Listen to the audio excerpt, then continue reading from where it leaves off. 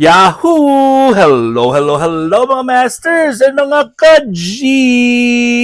Good morning, good morning, good morning mga sa inyong lahat dyan sa Pilipinas at sa buong Asian countries at kung saan man kayong lupalop ng ating daigdig ay hayaan niyo muna kami ni G na batiin po kayo ng good morning, good noon, good afternoon, good evening at good night po sa mga ready nang matulog.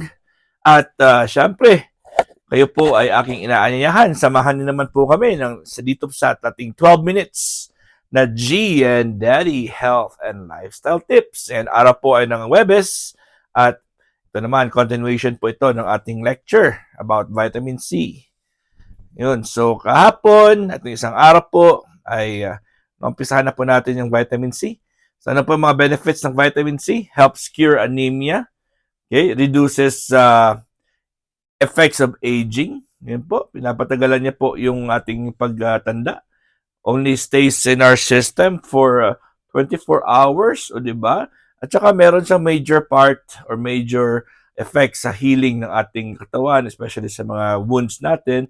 And of course, maganda din po siya sa common colds, sa mga sipon at saka sa trangkaso, di ba? Shown to prevent cancer. Alright, yun ang isa sa mga few benefits niya. At dadagdagan po natin yan, mga masters. Dahil po, ay yan yung ating topic for today. Siyempre, ano natin yan, i-continue natin. So, ano pa ang pwedeng gawin po ng vitamin C? Ito po ay aids in fat loss. Tumutulong din po siya para po sa lose ng taba sa katawan natin. Kasi po, ang vitamin C po ay required for proper metabolism of fats. So, kailangan pala siya para po ay matunaw ang fats sa ating katawan. O, di ba? So, kailangan pala natin ng vitamin C, mga masters, sa mga gustong pumayat po dyan. The vitamin basically allows your body to use fat as fuel instead of eating it and in other forms. So, ayun po. Ang vitamin C ay ginagamit niya ang fats natin para gawin po itong fuel or para magkaroon po tayo ng energy. Right? It is also been shown that vitamin C, okay, kumakain si G natin, no? What can vitamin C? Vitamin C can also help in reducing your appetite. Ayun po mga masters, ang vitamin C pala ay nakakatulong kumonti po yung gana natin sa pagkain kasi 'di ba?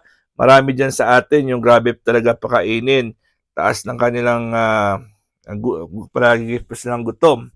Okay, katulad ni G, oh, tingnan mo si G natin, oh, gutom na gutom po yan, mga masters, mga ka-G. Okay? So, reducing your appetite and coincidentally leading to weight and fat loss. So, 'di ba? So, kung konti yung iyong appetite, ay it will also result to weight loss. Okay? So, this is only the case over a period of time with steady use. So, kung palagi mo siya pong iniinom, ang vitamin C, meron po specific time dyan na maglulose ka ng weight. Pero hindi po yun habang buhay. May mga specific time po or part of the week or month po na makikita mo yung effect niyan. Pero hindi po siya na all throughout the year po ay maglulose weight ka. Meron specific time dyan at bigla pong once na ma-hit mo yung iyong desired or syempre yung level, ang desired weight mo, ay hindi na po yan, hindi ka na pag-continue sa pag-lose weight. O, diba? Ano pa, mga masters? Vitamin C isn't exclusively found in citrus. Hindi lang po siya makikita sa mga maaasim na mga prutas, not only in citrus fruits. Although citrus fruits were first used to treat scurvy, lime yung ginamit nila, di ba, sa scurvy, lime, di ba, naalala nyo kahapon? Okay? So, nung unang panahon po ay citrus fruits talaga ang source nila, this vitamin is not limited to oranges, lemons, limes, and kung ano yung mga family of those na mga maasim. Okay, so tandaan nyo po, hindi lang po citrus fruits ang source. It is actually found in higher concentration outside of the citrus family. Mas maraming mga prutas din po o mga pagkain na mataas din po ang kanilang vitamin C just compared to citrus fruits or citrus family.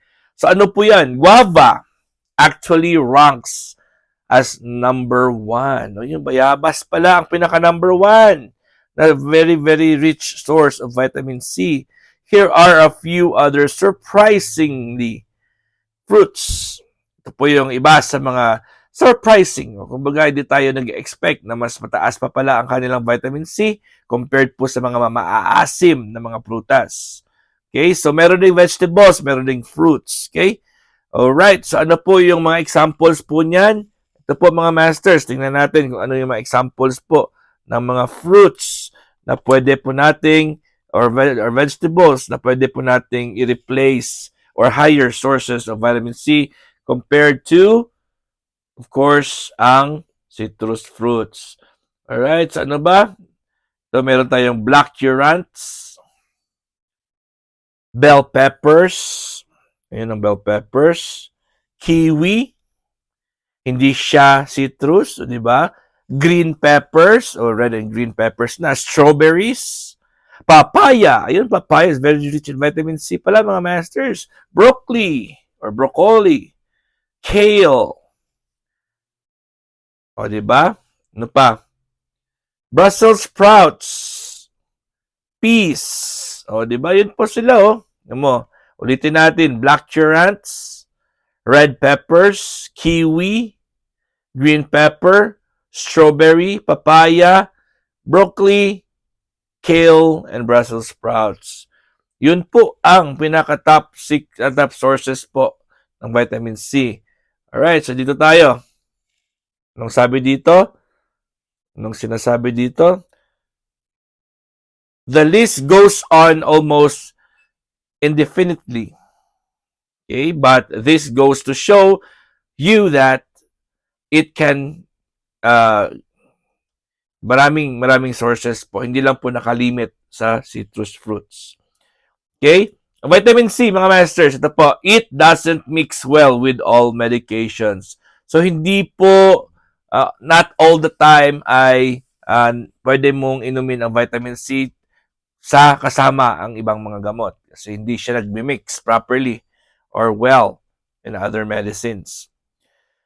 Okay, not every vitamin should be mixed with every medication. So tandaan niyo po ang vitamin is different from medication. Medication po is synthetically made from a laboratory using chemicals and not natural fruits and vegetables or natural enzymes or the purpose of treating a certain kind of disease or certain symptoms. So medications, medicine or drugs is different from fruits and vegetables, or simply we can call them food supplements too. Okay, so certain medicines like the NSAIDs or non-steroidal anti-inflammatory drugs or NSAIDs ang tawag dyan. Okay, niacin. Naku, hindi pala pwede ang niacin.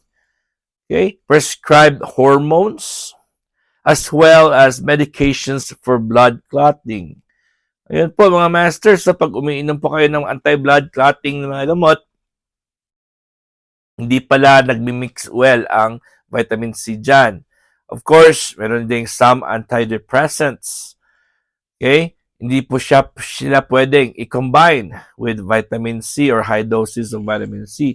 Siguro yung 500 milligrams na vitamin C, pwede yun. Pero yung mga high dosages, like 1,000 or 2,000 grams ng vitamin C, sila po ang hindi po sila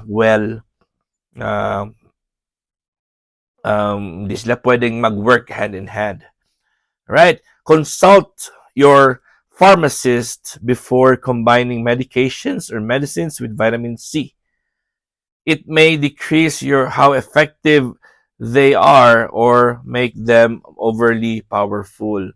Ayan. So, ang vitamin C po ay pwede siyang mag-interfere or pwede siyang improve or mag-enhance or mas lalo pang palakasin ang trabaho or ang effects ng medications or westernized medications para po pag na-take mo siya with vitamin C.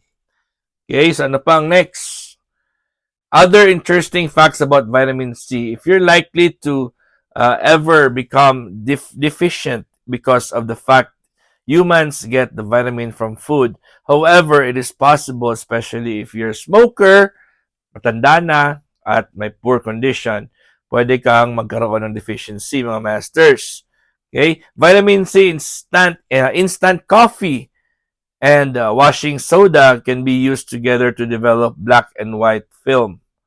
Hindi ko alam kung paano yan. Black and white film.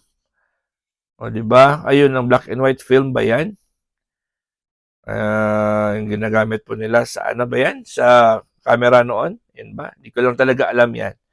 The most vitamin C as a person should take per day is 2,000 milligrams. Ayan po mga masters, mga ka-G, 2,000 milligrams po ang pinaka-maximum. This number is quite high and the average adult should take 65 to 90 milligrams per day.